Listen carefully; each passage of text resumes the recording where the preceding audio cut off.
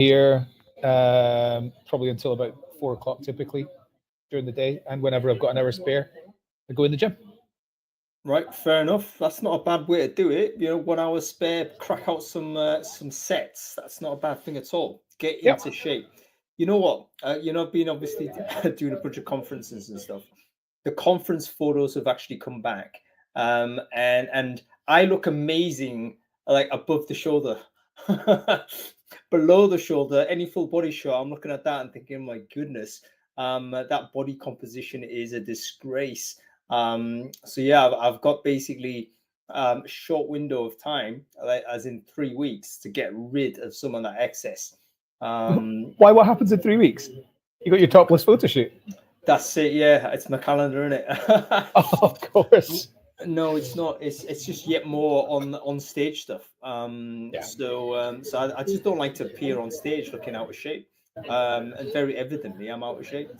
So anyway, welcome everybody to Brain Food Live on Air, bringing it to you every Friday, no fail. I'm back in sunny UK. Pleased to say that the weather is looking like a spring, and yeah, I'm going to be here for the next 4 weeks, so it's going to be awesome to be having a chat with you on a number of different topics. By the way, folks, I am a bit late in getting the March to April schedule out. I am starting to send that out. Some of you have received it, but the full schedule has been planned. So if you want to check out what's going on before I notify you, you can actually do that. You can follow the channel anyway, and that way you get notified. We've got an amazing lineup for you for the next several weeks. Okay, let's do some sound checks first of all. For the folks who are watching this on Crowdcast, do let me know whether you can hear me okay.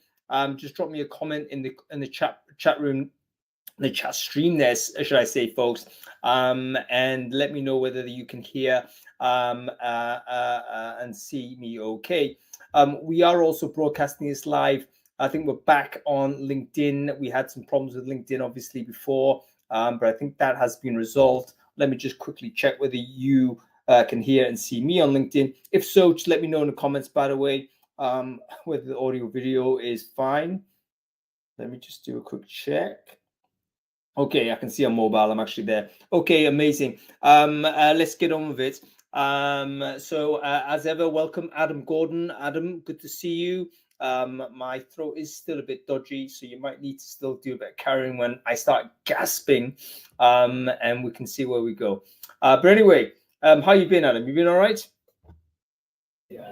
Yeah, I have. I've been very good. I've been doing a lot of work this week on retrieval augmentation, which is a generative AI concept and something that is going to become very, very important in my life. Well, this is called RAG, isn't it? People call it RAG, R-A-G. Can you give? You might as well give us a quick preface what that is for people who are interested in this or heard about it for the first time. Yeah, sure. It's all about being able to aggregate a whole load of data that you have within your database, and being able to automatically turn that into the very, very best kind of prompts that are going into a large language model to then return for you exactly what it is you need. It's the step between just like prompt engineering, which is writing good prompts, and fine tuning, which is actually downloading a large language model and then training it. You can't do that unless you actually download it. So there's a lot of people talking about fine tuning large language models, and they're just not doing anything like that. They're probably just doing prompt engineering, or they may be doing RAG, retrieval augmentation generation. So that's what I've been spending my week on. And well, get good. Right. Get good at that. We're going to have to learn a bit more about that. Recruiters need to know about it, because that evolving space between how we interact with AI, I think, is very, very interesting. It's not, we know now it's not just a simple case of magically producing outputs based on our instructions. Our instructions need to get better, but also, we can't be, it's probably a negative direction if we end up having to be massively skillful or doing prompts. We want to actually make it easier to do that. Otherwise, prompts become just another form of engineering. Anyway, very good, folks. As ever, we have to thank our sponsors for Brave Food Live on Air. Every week, a great company comes up and makes sure that this show stays on the road. This week, it is one of the US, I think it's the leading US background screening checker coming over to the UK, internationalizing also. So make sure you check them out if you haven't got a background screening solution to date. It is Checker, of course. I think they are the leading player in the field at this point. And these days, I don't think you can get away with not having some sort of solution. There's a compliance risk, obviously, but that shouldn't be the thing that really drives you to adopt a sort of a strengthened screening process, simply because we're moving down into a world where fraud risk is going to increase. Generative AI is going to confuse standard recruitment processes. We're going to need to be a lot tighter in understanding who people are and getting the verification right and all the rest of it. So it's, I think, one of those areas, I believe, where recruiters will actually become inheriting a larger component of that function. It's no longer an admin thing you stick at the back. Companies are going to want to know whether you are gatekeeping properly. So check out Checker, leading product in the industry. Okay, cool. Let's get on with it. Let's do a quick review of last week's newsletter. Adam, give me a sort of a review as to what's interesting. Right. Well, I mean, you talked about generative AI, and we need to learn more about how to do it and stuff like that. And so this is just a quick call out to everybody who has received Hunk's newsletter from Sunday. Please do take part in the poll, which says, where is your TA team in your organization when it comes to like leading the conversation on this? Because I think the options are like, we're leading it in our organization. We're sort of like keeping pace with other teams, or we're kind of really lagging behind, that type of thing. I'd love to know if TA is actually ahead of other teams when it comes to this. And I don't have any like notion of where we are. But why I wanted to mention that is because the results from last week's poll were also very interesting. Are you changing your ATS this year? So 54% of people said, no, we're sticking with what we've got. So I'm surprised at this from two reasons. The first reason is because everybody complains about their ATS. So why it's not like 94% instead of 54%, I don't know. But at the same time, I do see a lot of people changing their ATS and thinking that that's the golden key to really great talent acquisition. But in actual fact, there's not a huge amount of difference between a lot of them. So, the grass is greener is something that I think we're really suffering from. And we spend a disproportionate amount of time on thinking about our ATS and changing our ATS. That's my personal belief. There's other more qualified people on this going to be joining us today to talk about this, but interested to know what your comments are on that. Yeah, we're going to do a show on this. Like, how do you make the decision to change your ATS? Because you don't want to be just a person jumping on the bandwagon or doing a fashion, it's a fashionable thing to do, or because you want a big project, you go and do it. There has to be a really good reason. But yeah, are we trying to fix all problems with the tool when in fact the problems are actually maybe not tool based? Having said all of that, I think there is a variation in terms of the quality and service levels you get from different products, particularly if you are leaning heavily on one thing or leaning heavily on another. You might actually think, what, we really need to improve how we handle our international recruitment or whatever it is, and product you might have might not fit for that. So yeah, it's going to be an interesting one to do. Go on. Every week, I hear several companies telling me that they're moving from product X to product Y, and I think to myself, product X is just a way of managing your vacancies, workflow your vacancies, and product Y is just exactly the same. You're like literally going for a like for like swap, which is a complete waste of your time. So if you're going to make a change in your ATS, make it a damn good change. That would be my. Making an upgrade. It's similar. I wonder whether it's similar to football management, where you get a bit desperate. You're not too happy with what the situation is. there's actually an underlying problem. It's got very little to do with the manager, but the manager hasn't proven the ability to overcome it. So you just swap him out and then get someone else in. And it's like, maybe it's a little bit like that, you know? Yeah, I'm the head of TA. The team's not performing. Either I throw myself under the bus or I get rid of the ATS and blame that.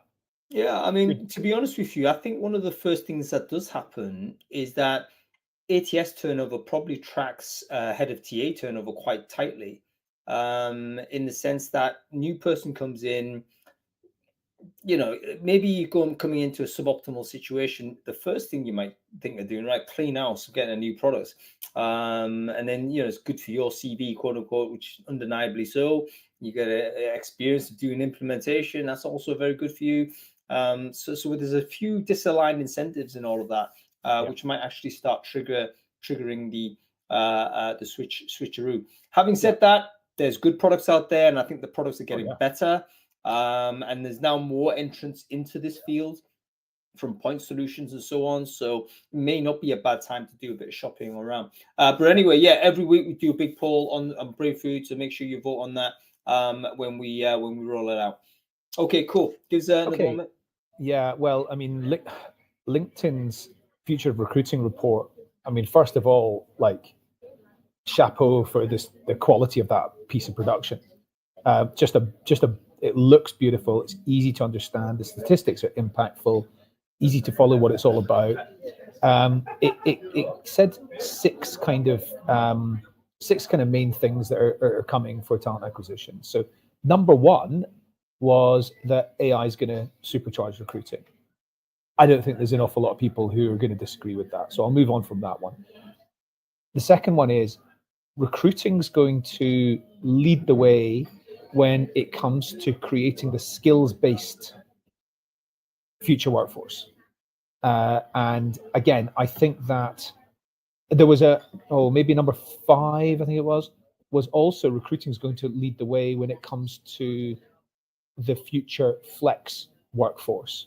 Now, you could argue that, you know, a skills-based workforce and a flexible workforce is really in the interests of recruiters being able to do their job and get their recs filled more easily. But at the same time, I totally agree. And I think that we in talent acquisition definitely have to lead the way on this, because I don't think anybody else is going to, but it's for the benefits of the organization to do so. And there was one other one that they talked about, which was quality of, so which of the following, like, there must have been a big list. I didn't see what the big list was, but which of the following things are going to really, like, top the recruiting agenda over the next 5 years? 54% of people said that quality of hire was, and that got the most votes out of all of them. 49% said employer branding, 47% said candidate experience, 40%, I think it was, said upskilling and reskilling.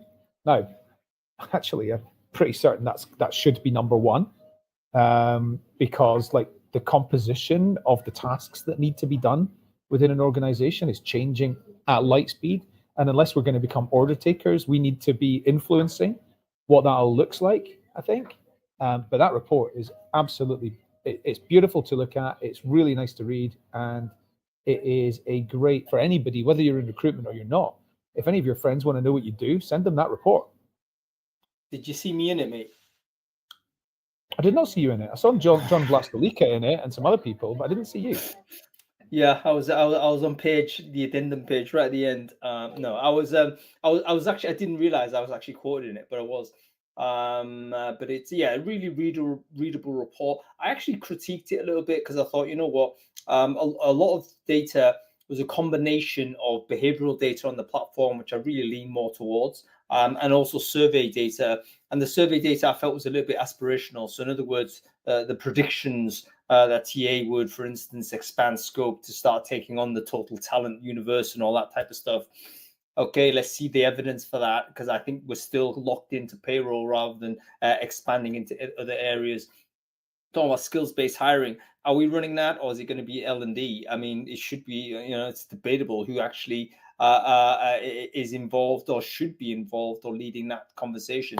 And it kind of segues to what we're talking about today. Like, are we being left behind when we're talking about the future imagination of the organization? I'm going to bring on a few folks to talk about that as well. So anyway, right, let's keep going. One more before we move on, because obviously time is pressing. One more, because we've got brilliant guests. Let's get them on as soon as possible. But one more.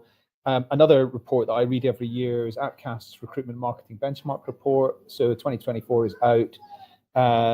Great read, simple to understand.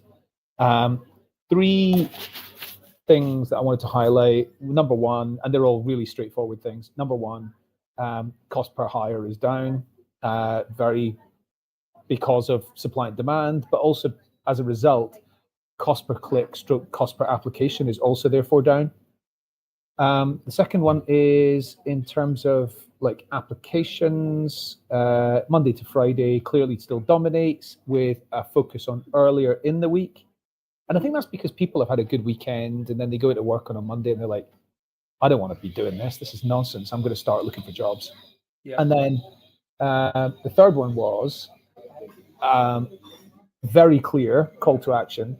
Stop putting contrived job titles out there. Like, just because your job has got like a 5 letter acronym in the middle of it and like 7 other words in it, that's the actual job title in the HR system. Do not use that in your job advert. Your job advert is not a legal document, it's marketing. So stop using really like random job titles that are bespoke to your organization. That's actually a really consistent message by Appcast data. Use industry-known nomenclature. It just converts more. So if you're, whether this is a problem today in 2024, I don't know. But if you're struggling to get applicant flow, you want to increase applicant flow, you want to use industry standard job titles. Even if all the employer branding folks are saying you got to jazz this up. No, you don't. Just describe what it is and stick it in there, because that's how people typically would search. And that's where you get more clicks. Debatable whether you want to throttle that. If you get too many, maybe you want to put your idiosyncratic names in. But yeah, the Appcast report is a must read. This year they've actually segmented it: UK, US. I think they're going to go Europe as well separately. So just keep an eye on what they're doing. You probably want a copy of each, because I think there's going to be some differences between those populations. But great report. You've just said something that I've never thought about before. It's made me think about something, and I'd love to know more about this. But the impact of throttling on diversity, right? Men apply for everything. Like Manchester United new manager job. Yeah, I'll go for that. I know football. Women take longer, don't apply for as many things, and Correct. Really want to make sure that they are. So is throttling kind negative towards the diversity in applications? It's a very good point. It would be. That's a very good point. I don't know. Jim Beresford, what do you think? He's in the recruitment advertising area. Anybody here from Appcast or anything else? Oh, Stephen Rothberg, you're in it too. I tell you what, we should do another show on that, to say what language you could use to try and encourage more applicants from underrepresented groups, let's say, because I think that's the direction of travel we want to go in. But what exactly are those languages? What are those language changes? You can pipe it into ChatGPT and it can produce it for you. But I think it might be quite educational from a psychology perspective to understand, okay, here are the terminologies that actually would encourage more female applicants than otherwise. But let me know in the comments, folks. Would that be interesting? We'll do that show if it is. But really specifically, you put your job up, you get 100 applicants in 10 minutes, you then switch it off. How many of those 100 applicants are men? 99? That's a good point. Like, how fast? Maybe, I don't know. Because they've just gone, I'm applying for everything. Yep, that's an interesting one. Like, if women do take longer, then presumably the shorter your ad stays live. And Andrew Kodomsky is very sharp on this, like very quick to switch jobs on and off based on, it's a tap, throttling the pipe and so on. That makes sense. But you know what? If men apply earlier with less reading and they just go straight for it, then actually predominantly the early applicants may skew male before it becomes more even as you go on. So yeah, really interesting. Stop throttling. Yeah. All right. Let's just bring on some of our guests. We're going to be talking about our sort of HRTA in the room. I'm going to bring on Jason Seiden. I'm going to bring on Madeline Laurano, and I'm going to bring on Paul Maxon as well. I'm going to get, let's see, Madeline, is she there? I think I saw her there at one point. There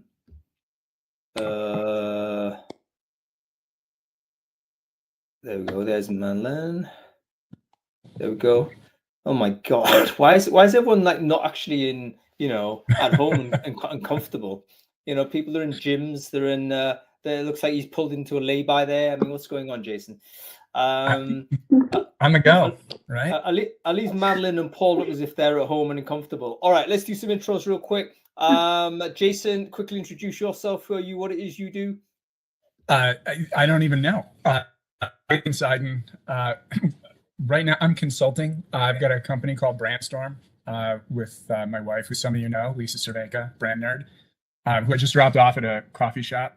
I can do this from the car. And I've been in this industry for almost 3 decades. So let's just move on. I don't want to think about what I do or how long I've been doing this. But we're going to have more chat from you, Jason, because you were the one that kickstarted this, inspired this topic. So we'll come back to you in a sec. Let's go with you, Paul. Paul, can you quickly intro yourself? Who are you? What it is you do? Sure. For the last few years, I've been running a small consultancy called Max in Talent, and I work with a number of clients on talent acquisition, in particular strategy, transition and transformation. I also do some external advisory work as well, mainly from home, as you can see. Like Jason, been around the block a few times. I think I'm just coming up to nearly 4 decades now. I can't believe it. That's enough. It's not out of pasture. A fantastic innings, Paul, and please stay with us 4 decades and give us another 10 years. That would be amazing, mate. All right, and we have Madeline Laurano as well. Madeline, wonderful to see you as always. Can you quickly introduce yourself? Who are you? What it is you do? Sure, I'm so excited to be here. Madeline Laurano. So I'm the founder of a company called Aptitude Research, and we do research on HR technology. I've been in the space for many decades too. I don't even want to count because I used to say 1 decade and it's gone up and up and up. We're all plural decades now, Madeline. No shame on us grey hairs here. Okay, Jason, we're going to go with you first because I want you to describe the post that you wrote, which I thought was actually outstanding, by the way. It went into Brain Food. I hope many of you read it. But I thought it was actually the first time someone had strongly articulated a view, which I kind of had the feeling was the case, but no one had actually put it into words what the scenario was. So I wonder whether you could just describe what that post was and what inspired you to write it, and what you think, why you think it's an important sort of statement to make. Yeah, thank you. And by the way, thank you. Just for your comments and for pulling it in for the discussion, because it's one point of view, and I think like a lot of people in our space, strongly held, strong opinion, loosely held. So I'm eager to hear other folks' take on this. The gist of it was this: there's a transformation afoot, and this is not a talent acquisition transformation. This is not an HR transformation. This is a societal transformation. We are riding a much bigger wave. And as I've been talking with corporate leaders lately, something struck me, which was when I would talk with TA leaders and HR leaders, the conversations were qualitatively different than when I talked to CEOs and CFOs and COOs. When I talked to the heads of companies, I was hearing about the strategic impact of AI and the need for analytics. And it was top down, and it was like, this is going to change our business. And people are saying things like, we want to move quickly, but we can't move too quickly because we might cannibalize our business. Or we have private equity on our cap table, so we are committed to a certain level of revenue, what happens if we're more profitable, but we're making less money because there's some disinflationary pressure? I mean, really big kinds of stuff to heads of talent. And I would hear in earnest, and these are not bad thoughts. I don't want to, this is not like anybody did something wrong, but the level of the conversation was just different. One person was saying the most important, highest level investment they could make in AI at a company level was prompt engineering. Like, teach us how to make these prompts, use Chat GPT or one of the other programs. And I'm like, that's important, but that's not at the same level. If you're talking to me and for 30 minutes we're talking about transformation, that is a society level transformation, prompt engineering is not your lead. That's not the top. And so when I started poking into that, I realized we've got to up our game in TA. We have to show up better. So whether the conversation is AI or skills based, which I think is probably the same conversation, or ethics, we need to plug in at the highest level. We need to plug in to the conversation that the corporate leaders are having and make that connection between what we're doing here and what's happening up there. And if we don't, then this change is going to happen to us rather than with us. And that the article goes into more depth, but that was the impetus for it, Hung, as I was having these conversations and just I could not avoid the disconnect that I kept seeing between how HR and TA were talking about it and how the rest of the business was talking about this transformation.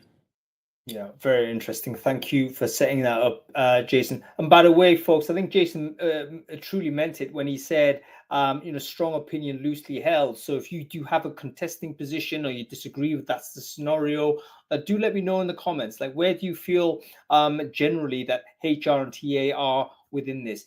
I'm sure there'll be some organizations out there that HR and TA are actually leading the show and driving things forward. But general sense, where are we? Let us know in the comments there. And Madeline, let's go to you on this. You're a researcher. You're one of the industry analysts that is very widely respected. Occasionally, I get misidentified and I get somehow looped into an email that you're on, and I'm thinking, I just write a newsletter. I shouldn't be there where Madeline is. When you say misidentified, by the way, I don't see myself as an analyst. You don't look anything like, right? Okay, I see. Professionally. No, absolutely. I'm pretty clear who I am from a biographical point of view, but professionally misidentified for sure. But yeah. So Madeline, I mean, you're doing macro type views. You're having conversations at different levels. Where would you? How would you describe Jason's sort of position? Do you agree with it? Do you disagree with it? Where are you aligned and where are you disaligned with what Jason kind of had laid out there? Yeah, thank you. And I refer to you as an analyst all the time. So I disagree with that statement. I think you are an analyst. You do the best ATS reports. But in terms of what Jason said, I agree 100%. I think there's a big disconnect with where companies are at with their AI transformation and what they're thinking about and how they're looking at, really using AI for good and kind of, advancing. But I think we're behind in TA and HR. But I will say that we're a lot further along than we were even a year ago. Like, we see that in our research. Like, companies are more mature in their adoption of AI. There's more interest than we've seen before, more demand. Even when we did research a couple of years ago, like, the biggest fear was it's going to replace our job, or a lot of fear around introducing bias into the talent acquisition process. I think that still exists, but companies are now recognizing there are more benefits. We just did a big research project on AI for candidate experience. And it was very interesting to look at that, because if somebody doesn't get a job, what creates a good experience? Because the best experience is somebody gets a job. But if they don't get the job, the best experience is they were given a fair opportunity, and it was transparent and it was consistent. And that can't be done with humans when recruiters are dealing with so many different things. That can be done with AI. So there's a lot of potential there. So I think we've come a long way, but the biggest thing that I hear all the time from companies, and it's a little surprising given what Jason said, which is where everyone else in the organization is companies saying for the first time, like, we're going to buy AI. It's like, okay, what are you buying? AI. It's like, but what does that mean? Where are you using it? What are you looking at? What solutions are you looking at? And they can't get past that piece of it. It's just, we're now buying AI. We have thumbs up. We're excited about it, but we have no idea and no understanding of the providers and the value and the different use cases for it. I think, Jason brought up skills, and I think it's similar. Like, we're seeing that companies have moved past the why skills-based talent approaches. They understand the value. They want to embrace it, just like AI, and they go hand in hand, obviously, but they don't know where to get started. And so I think we're in this stuck period of, we're excited about AI. We know there's potential there, but we don't know how to evaluate providers. Yeah, very interesting. Paul, going to you on this. You're a guy that has, you've got the freedom of being an independent, which I think is sometimes a responsibility, Paul. Because you can check out what's going on and generally, have a view as to where the state of play is. How would you kind of balance the conversation, the inputs that Jason and Madeline just described? I mean, does the world that they've described look real to you, or how would you add to it? How would you actually challenge it in any way? It's all very salient. Just as an aside, though, I will ask you a question in a second. Steve put in the chat about a book called The Algorithm by Hilke Schulman. This is it. It should be sort of required text for, I think, anybody that's in on this conversation. I think we're at a crossroads or a fork in the road at the moment. And I think we need to not level up, that's the wrong expression, lift up the discussion, particularly around TA and AI. So I'm delighted that, thanks for inviting me on, Hung, and thanks for having this. So strategically, PwC's CEO report, which they published at Davos this year, stated that 42% of CEOs in the UK are already stating that they're using in some way or other generative AI in their operations. That's significantly higher than Germany, probably not a surprise, 9%, France 20%, even higher than China and the US, and is outperformed only by Norway and Finland at the moment. And then the OECD, $15.7 trillion worth to the global economy. Generative AI will input by 2030. That is only 6 years away. So to the point about not being at the table, we won't be at the table unless we actually start to professionalize and conceptualize our ideas and thoughts about what that is. And there's the challenge around this.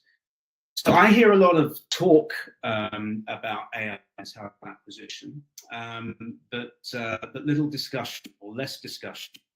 And in some cases, the talk is not that much different to years ago, and SES is going to take the boring bits out of the process, leaving to the interesting bits. Well, we're in a world of lifelong learning now, so we've got to learn to do what the interesting bits are, and then take a bit out of the algorithm book.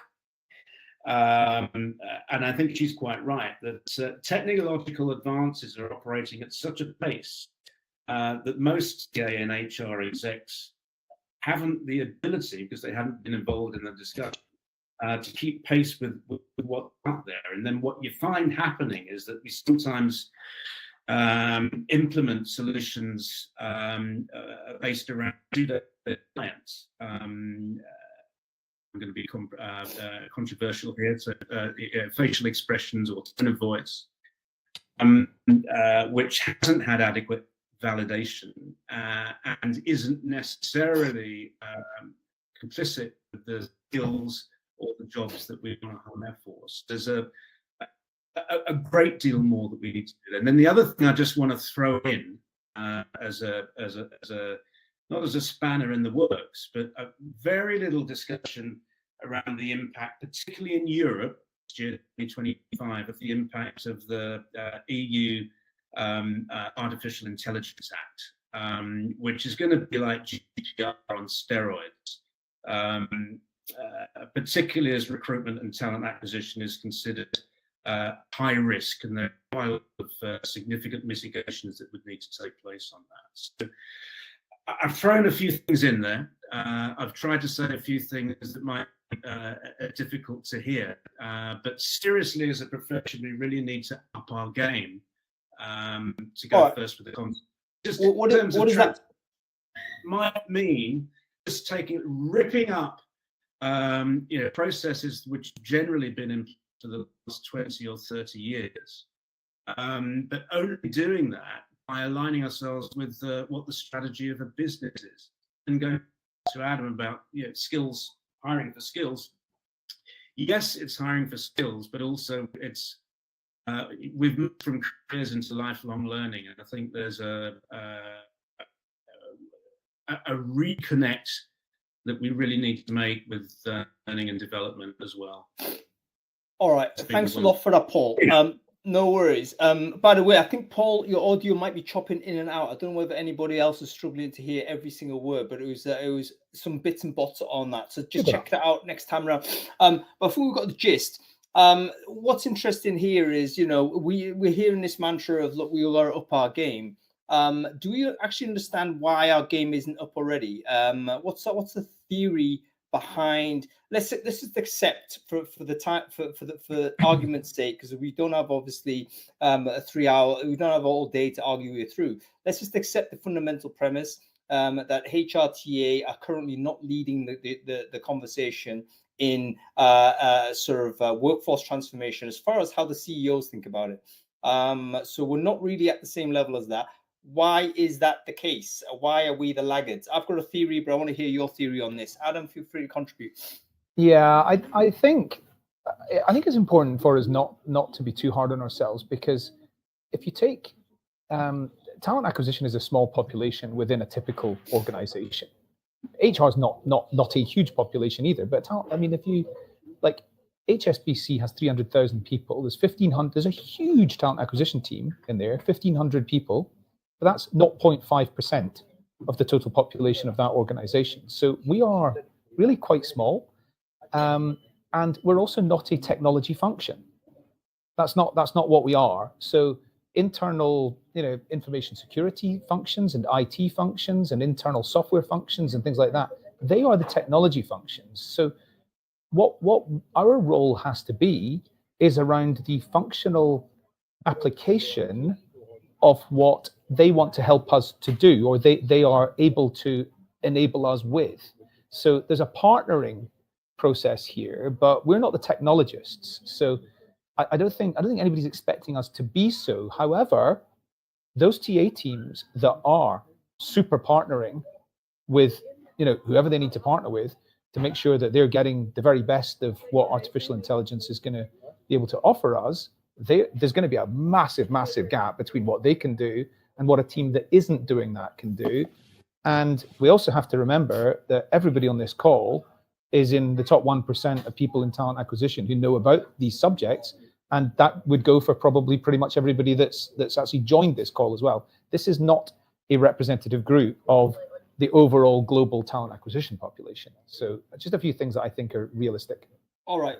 A good summary, Adam. Essentially, to condense that, you're saying that, TA cannot be expected to be leading any conversation given the size of our function and generally where we sit within what the purpose of the organization is. I think that's broadly fair. I mean, maybe we're overstating it. Maybe it is the case that we shouldn't be the primary driver. It's not our wheelhouse, so to say. But we need to kind of connect with functions that should be driving this and keeping alert that way. I think that's fairly a legitimate observation. Okay, theory. Why are HRTA laggards, Madeline?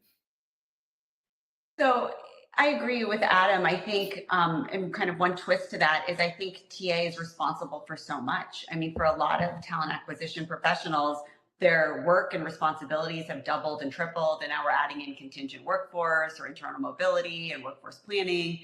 So to become also an AI expert or transformation expert is just one more thing on this list of many things that they have to be responsible for. So I think that that's definitely part of it too.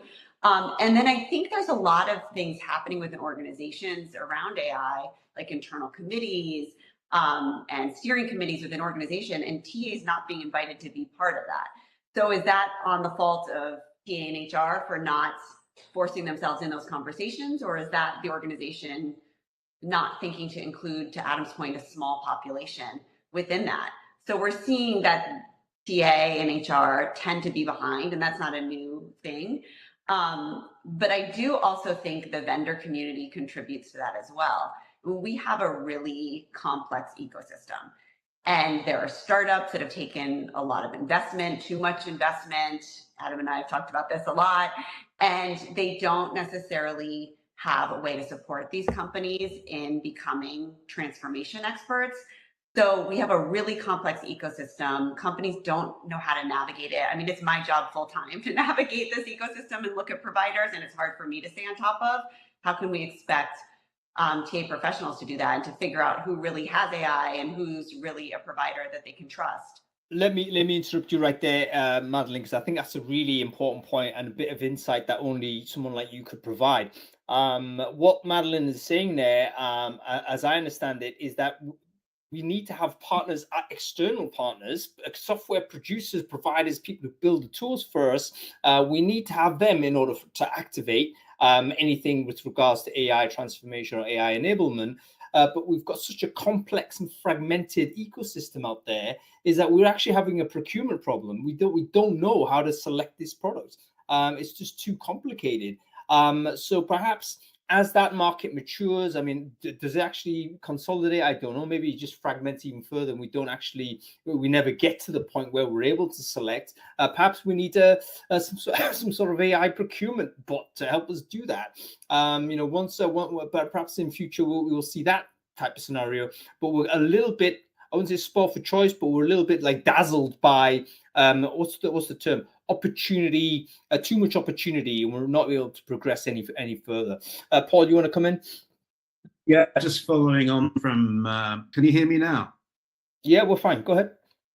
Okay, just following on from that, I think one of the challenges that we've had, and to the vendor space, is that there's so much out there. Sometimes there are solutions without a problem. And as TA leaders, we educate ourselves, go through our own transition and transformation. We need to identify all of the problems that we need to solve. Some of those solutions will involve types of AI, and that may be machine learning, it may be generative AI. But we need to have a consistent approach that is aligned to the business needs and business sectors around what problems we're trying to solve. And that should inform the type of solutions we need. And I think in terms of our maturity over the last few years, sometimes we've started to implement bells and whistles solutions where there aren't problems because they seem good. I mean, to an extent, I'm agreeing with a lot of what Jason said in his article on that. All right, I get what you're saying, Paul. I think you're probably the majority of you. I personally like the bells and whistles, man. To be honest, let's just invent crazy crap. It doesn't matter. Let the market decide. Okay, let's switch to you, Jason, with the final word. By the way, we're going to bring Jane Curran on, and one of her team members from JLL. They're going to talk to us about their own transformation on TA. Maybe we've got a live example that will show us kind of how some companies are going to operate. But before we do that, final word to Jason. Why do you think HRTA are laggards, if that is the premise that we're going to go with? Yeah, and I can't wait to get some more Chicago on this call, so I'll be quick. I'll answer the question this way. I think our future, closing the gap, runs through analytics. I think there's truth to everything that's been said, but I think the way that I think about this, it's less about what we do. And some of the hang up is around how we do it. The first time I saw this was in grad school. My MBA, I have concentrations in organizational behavior on the one hand and finance on the other. I was that guy in all of my classes. Nobody liked me. And but what I walked away with was an understanding of how the operators and the financial folks look at HR, which is we've got to help the organization understand if we can do the things that we are supposed to do as a company to go make money. And if we can't, what we've got to do to get to that point, whether it's training people or hiring people, whatever the case is. And the language that side of the business speaks is numbers and analytics. It's not just a deck about strategy. It's not just a deck about, or an ROI on a particular tool. It is, what are the business goals, like Paul was saying, but what are they financially? What does it take? What kind of investment is going to be required to do this? Do we automate? Do we hire? Do we bring in contingent work? That set of questions has to come first. And then we get to what ATS do we need? How do we optimize the candidate experience? How do we make sure, now that we have the goal set, that we can do the things that we said we were going to do? And I think TA and HR have a habit of jumping straight into what are we going to do, without first understanding what is the business trying to do and how do we enable that? Who are we to them? Now let's get in our box and solve all the problems that we've got in front of us. That's a really a great way to summarize it. And by the way, Jason, that is my theory. My theory is that ultimately TA is fearful of change because change might mean a diminishment. And I think that's one of the things that's causing us to fail to push forward with AI-enabled future. You speak to any CEO, C-level person, their vision of the future of an organization is smaller than it was before. We've hit peak organization probably already in 2021, I would say. So a smaller company means less recruiting. And I think fundamentally, even though we're not conscious of it, viscerally, we think, oh my goodness, what does that mean for our function department? What we need it means Madeline. What Madeline said is exactly what folks need to do. Get involved in those cross-functional committees and the working groups. Sorry. 100% we need to do that, but we need to actually expand scope beyond just hiring external hires. And our fundamental problem, and it has been there for the last couple of years, is that we're just focusing purely on the TA aspect of it, talent acquisition. The terminology is even wrong because maybe we don't want to acquire, maybe we want to borrow, maybe we want to partner. Are we the function that delivers talent delivery rather than talent acquisition? And we need to make that transformation internally. Otherwise, we are definitely going to shrink as the function of TA shrinks as well. Anyway, that's my theory. Folks, Madeline, Lorano, Paul Maxon, and Jason Simon, thank you so much for joining us. We're going to bring on Jane and Lavanya now.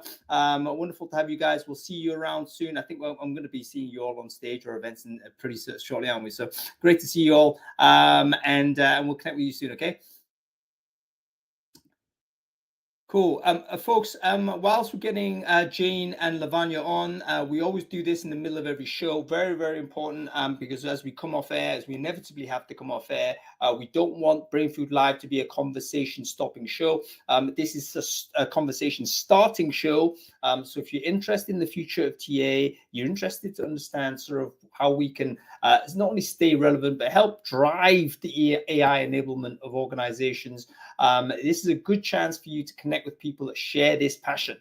So grab your LinkedIn URL, share it in the chat stream if you're watching this on Crowdcast. If you're watching this on any of the LinkedIn URLs out there, I think, Paul, you're broadcasting this. If you're connected to Jason, he's also broadcasting this. Adam is broadcasting this. Go ahead and drop your LinkedIn URL in the comment thread there, and then make sure you connect with everyone who's done the same. Worst case, you walk away from this with loads of people that are connected with this conversation and want to get in. So, okay, we're going to get Jane Curran on. Wonderful, Jane Curran. And I think Lavanya, if I've got you there properly, Lavanya's in Delhi. I hope she's not hanging on too late. There she is, Jane Curran. On brand as well, Jane. I like it. Oh, Jane, I think you're muted.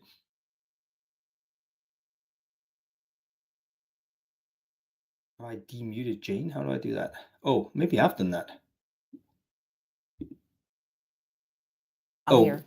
Okay, cool. Switching each other. You're going down, up, down, up. I think that's what's happening there. Yeah, no worries. Jane, wonderful to see you. And whilst Lavanya is coming on, I wonder whether, Jane, you could introduce yourself real quick. Who are you? What it is you do? Sure. Jane Curran. I lead talent acquisition and HR services at JLL. We're a commercial real estate firm.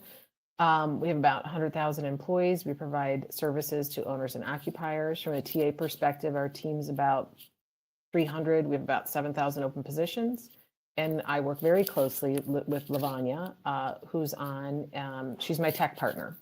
So a lot of the things were resonating that you were just talking about, and we go to the business together. There's so much good tech out there, but I realized if I can't get the business bought in, I don't know, I'm doing it for myself because I think it's a great thing to do. But we prove the business case together, help them understand the value, whether it's automation, time savings, whatever the case may be, and then we go forth to make that decision. But Lavanya, over to you. Do you want to introduce yourself and tell everyone what you do? Yeah. Hi, everyone. This is Lavanya. I'm based out of India. I lead the technology product for HR Stack, working very closely with Jane on recruitment technology. And here we are in the world of AI, exploring, learning things together. That's about me. Fantastic to see you, actually to hear you, Lavanya. Do fiddle around with your camera though. We want to make sure we get you on screen. There should be a settings gears button towards the bottom of your screen. Hit that and see if you can flick the camera on. It's not actually on this. I think there's something off with my computer. So allow me for a minute. I don't want to restart it in between this. I'll try and be on a camera in a minute. Yep. Okay. No worries. The irony of you, Hung, the irony of you telling an actual technologist what to do. Well, I mean, I just walk around feeling comfortable being incompetent, Adam. That's the secret. But Jane, focus on the conversation we've had thus far. You've listened to people like Jason and Madeline and talk about sort of where the state of the conversation is, and we don't want to be one of these conversations where we start browbeating TA about not being at the top table and all this kind of stuff. That's not the purpose of this. But it's interesting to just kind of touch on the initial observations that perhaps businesses are thinking on at this level in terms of how an AI-enabled future looks, and then TA or HR are thinking at a different level. So what are your thoughts on that conversation? Do you think it's a fair characterization in terms of where we're at right now? I think we've been at the forefront, right? So no one had to ask us to show up at the table. We were pushing. So I think maybe that's a bit different for us, is that we aren't afraid of the future. I am helping the team understand the vision of the future is that we spend more time on the human-enabled work and not the task-driven work. So with that, we've been able to have the right conversations with the right people and get either funding or excitement around some of the things we want to do around automation. So I guess I feel a little bit different in the sense that, like, I'm not afraid, and as a leader, I'm about progress over perfection, and we're going to go to that table, go to those meetings, and find ways to get involved to bring the AI to our function. I mean, after marketing, I think recruitment is the most likely to have automation opportunities. So Lavanya and I are like, bring it on. What are we going to do? When are we going to do it? I think, Hung, you and I talked about a little bit earlier this week that the only frustration is that the business wants to go first, right? So they're like, yeah, we'll get to you. And that's where Lavanya comes in. And Lavanya, I don't know if you want to talk about, just last week you were in Gurgaon, and our company was hosting a bit of an AI innovation summit, and maybe you could just share some things that came out of that for HR.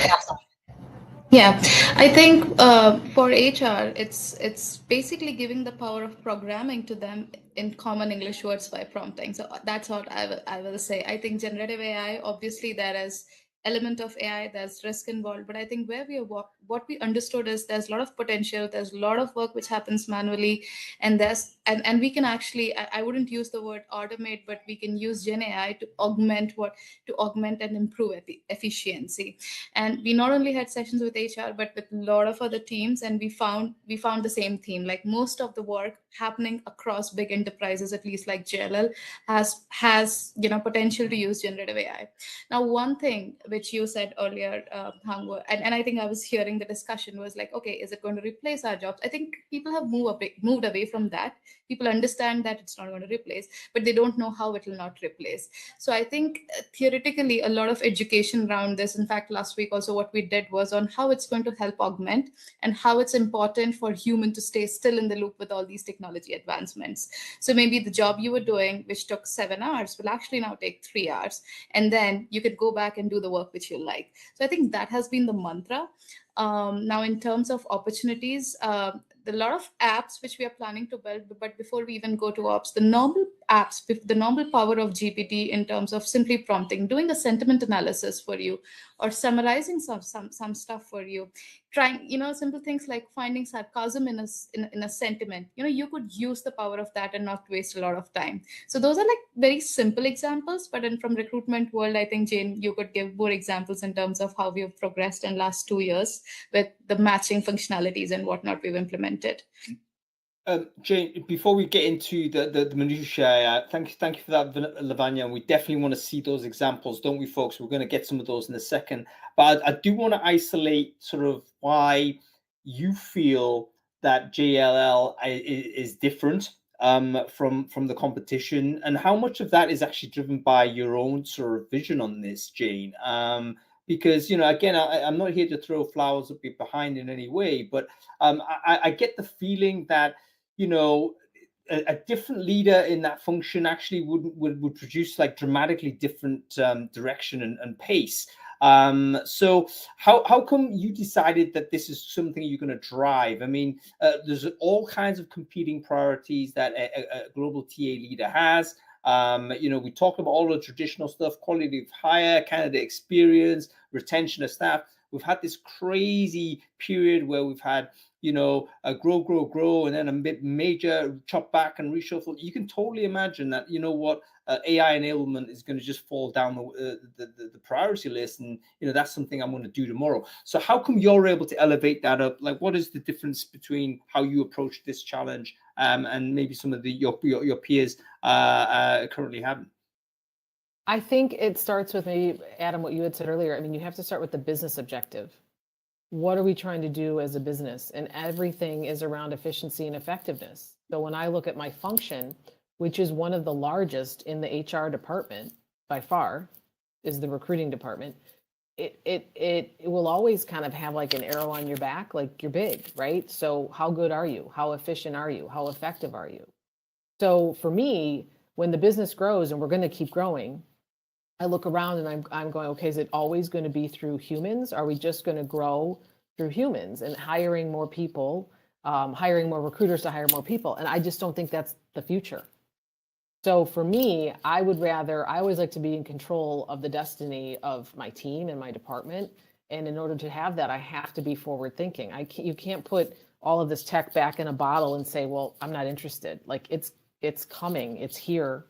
And for me, it was the partnership I have with my technology department. I mean, I feel so lucky that they're so advanced as well. And I've talked to many vendors who are like, either you come alone or the tech people come alone, but rarely do you guys come together. And we always go together, because I may be the subject matter expert in recruitment, but Lavanya and team are the subject experts in tech. So if we come together, we just come with a different solution. I learned early on that I would listen to all my favorite vendors and I would fall in love with I'm like, oh my God, of course. And then I was like, oh, I better get tech involved. And that's how this all started to happen. So I was like, I'm a sucker. I'm totally falling for all of their pitches. This all sounds great. And then you had to weed out, well, what's reality and what's just, well, that sounds great, but that actually isn't here yet. And they're selling you something you're not ready for. So for me, that's the difference. It was just that I see the future, the business imperative is there. I have to run the most efficient and effective HR TA department. And in order to do that, it has to be tech enabled. Really well said. And maybe the key differentiator is that relationship with technology. Folks, do you have that key relationship with technology in your business? Everyone, I think, in the TA immediately thinks I need to have a great relationship with HR. I need to have a great relationship with marketing. And then I need to have a great relationship with the line. In other words, the people that you're delivering services to. But how many of you are thinking, I need to have a great relationship with technology, the folks that are actually building the infrastructure or the software or the data that's powering your business? Maybe that's the step one that you need to take, because if you're charging forward, and as you say, the vendors are wonderful. They're also wonderful salespeople. That's what they're there for. They're there to sell the dream. Of course they are. And we're going to sit there and we're going to say yes to it. It probably is incrementally better than what we had, but is it the optimal solution? And is it actually on the right? Is it actually in alignment with our career strategy, should I say, going forward? We've yet to know that. We've got to get the technology folks in there. Okay, go ahead, Adam. You're saying. Yeah, I love the way, I love a lot of the things that Jane just said. So question for Jane and Lavanya, because I said earlier, it's really important to partner with internal technology teams to make all this happen. I do feel like it's a bad idea to try and go up into, if your TA is part of HR, which it often is, I feel like it's a bad idea to go up into HR and then try and become part of an HR program, just go directly to tech. But I've never done the job that you two are in, so I've got no idea. What's your comments on that? I would say TA, depending on the year, gets a lot more attention or less attention. So coming out of COVID, right, everyone went on hiring sprees. So everyone was really interested in investing in how to make this team more efficient and effective. Obviously, it wanes with the market. But I think we've built such a strong story that we have a backlog. We work in sprints. We've got a rhythm. What are we doing just to improve the tech we own? What are we building the business case to buy more tech? But to your point, Adam, I'm always in competition with the other pillars of HR. So what does rewards need, right? What does operations need? So I think the level of investment kind of varies depending on the year, but the vision is always there, right? We're a people business. We're always going to need great people. And how do you make folks get through that funnel faster? Depending on the, we do I always say from the boiler room to the boardroom. So I've got a lot of high volume positions. I've got engineers, wrench turners I need, all the way up to, brokers. So Lavanya and I are trying to really figure out what tech is needed for what type of recruitment. And I think at the beginning we were trying to do peanut butter, like everyone can use all the tech the same. Well, that's not true. So I think we're now focused on what is needed to make the most impact at the lowest cost. And that's kind of driving our design right now. Okay, amazing. Lavanya and Jane, let's talk about some of these recruiter specific applications that have been built or are in pipe. What are those things? How can you describe them? What do you expect to? What's the benefit that you think you're going to deliver once these things are in place? I'll talk about what we would bring from the outside, and then maybe Lavanya, if you can talk about maybe what we're building internally. Yeah. So I think some things that we need to perfect in our tech stack would be bulk interviewing, mass interview scheduling. How do you kind of maybe skip through some of the screening steps we've been doing? If our matching technology works, which we have, how do you get that recruiter, a top list of 3 candidates versus slugging through reviewing hundreds of resumes? So I think that's kind of what we're focused on this year is adding a few more components. We're really excited about a referral tool we're looking into to automate that. Our number one source of hire is referrals. Our number one applicant obviously comes through in job boards and all that, but who gets hired is strong referrals. They stay longer, attrition is lower. So we're really excited about adding that to our tech stack. And you can turn that up and down, right? Maybe you have a campaign in a city for a certain number of positions. We'll turn up the referral bonus, right? It's automated. People don't lose their referrals. So I think those are some of the things that we're looking at this year to add from an external perspective. But Lavanya, what do you think we're doing internally to automate? Internally, I think we are supplementing the existing technologies, like for example, matching, which Jane spoke about. So how do we make sure matching is better? That means our job descriptions are better. So as long as the JD is good, that's when my matching is going to be good. So I think we are now using, earlier we did not have Gen AI when we had already built the matching. Now we're going to be using power of Gen AI to generate the right job descriptions. Now there are multiple players in this right now. We have a SaaS solution for our recruitment. So should we go with something they're offering, or should we do something custom? So our strategy continues to be build and buy, but I think we are assessing what is going to be giving us best results. So I think generating job descriptions is one of the biggest things which we're planning to do this year in terms of recruitment. Yeah, the build up, I mean, it's wonderful that there's an existing kind of resource available this way. And I'm sure a lot of people will be watching this show and thinking, you know what, how can I not have a best friend like Lavanya here? What's going on? You know what, how do you build that relationship, Jane? Like, how did that happen? It wasn't just bequeathed to you, I assume. The default state is that most functions are in silos in some way, or at least previously be dependent on, you know, the previous relationships, and then the relationship between departments can often be overly dependent on the relationship between the human beings there. So you arrive, how do you make sure that TA has a great relationship with technology? I think you have to start by being humble. Like, I don't look at Lavanya and her team as like order takers. I don't look at them like, I've got this great idea, I've, you know, bought it, designed it, now just go implement it. Like, I'm not smart enough to do that. So for me, it was just purely, I need to advance my function quickly. Like, this stuff is moving so fast that I don't know, I'm humble, I'm respectful, and I'm like, Lavanya and team, I need to do this with you. I literally can't go start making technology decisions on my own. And the other thing that changed for us, Hung, this was back in 2018, was really when the journey started. We went to a global ATS. Prior to 2018, as big as we were, you know, we operated whatever country you were in, you had to make, maybe you had this ATS, maybe you had no ATS, who knows? In 2018, the firm made a huge investment to have a global, you know, system. And once that happened, well, then I'm like, well, now this is fair game. Nobody can make independent, random country decisions. Sure, there's some reasons for compliance. Somebody might need something. But from that point on, we're all going to start building this tech stack together. And then we can scale and move faster. So I think that was really important to me, was that you had one thing to build upon. And once we had that, then it was just, okay, what are we going to build and when? Right. And I think on the technology side, Hong, I'll just add one more time. I think what we did was to align ourselves to HR COEs. Like, a few of us are dedicated with Jane, a few of us are dedicated with the rewards. I think that way we understand what are the big priorities for each vertical. And sometimes two priorities of two verticals come together to deliver much bigger impact. So I think we've gone to when Jane spoke about Prince, I think there's a lot of energy we booked in terms of prioritization. What are we going to solve together, and how big is the impact? So I think those are those operational changes a lot, which also help and help to see the changes together and the problems together, and also most importantly, solutions.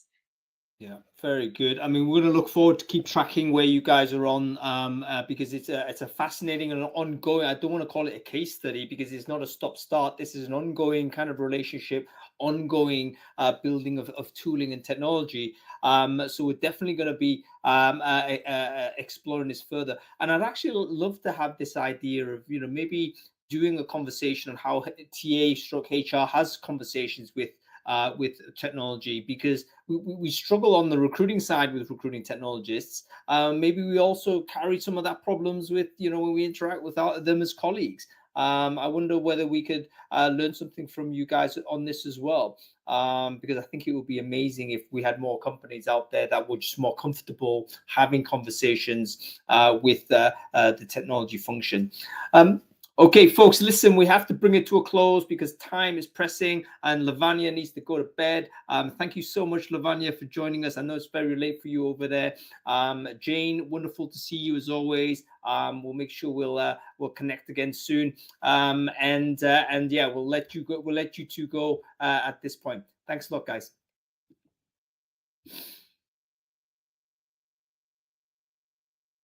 Smart team, man. I mean, it's I need to identify more teams of that type, because it would be interesting just to see how progressive TA/HR teams are actually moving forward.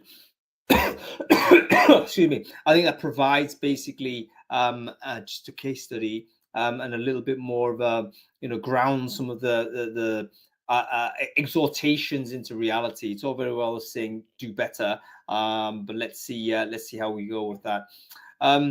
Okay, cool. Listen, we have out of time. We have to let it go at this point. We are back next week as we always are. We're going to be talking about developer skills reports.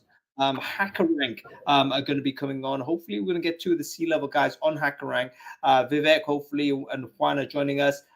They do one of the best researchers every year where they are polling their developer community, but they're also bringing in their behavioral data from their testing platform, and will be able to tell you what technologies developers care about, what technologies they're leaning towards and leaning away from, what is it they like or don't like about technical testing, what is the pass rate on various technologies, how do they feel about AI in the technical testing side.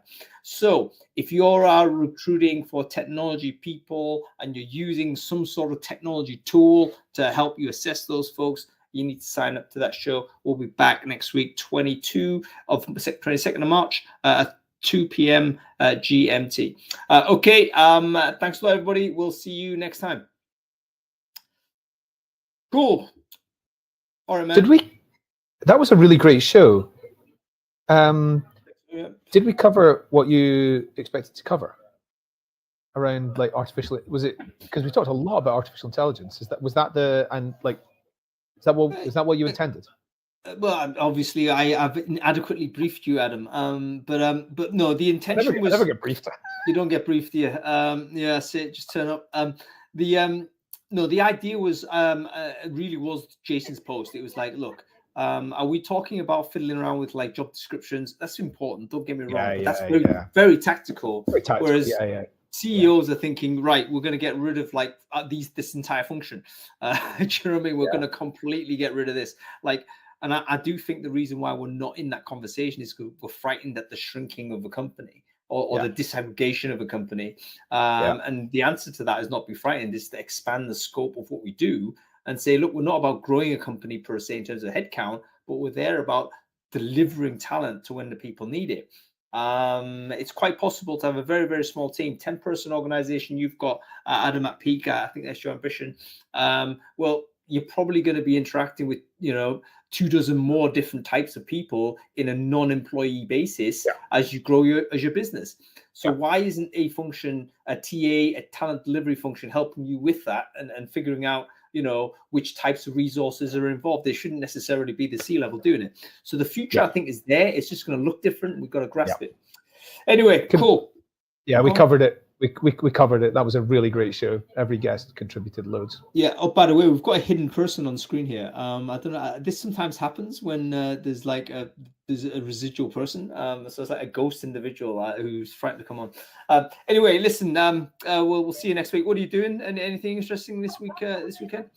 I'm going to watch Scotland hopefully beat Ireland 77-0 and lift tomorrow in the rugby and lift the Six Nations. Is that what they have to do? Or is it France lead?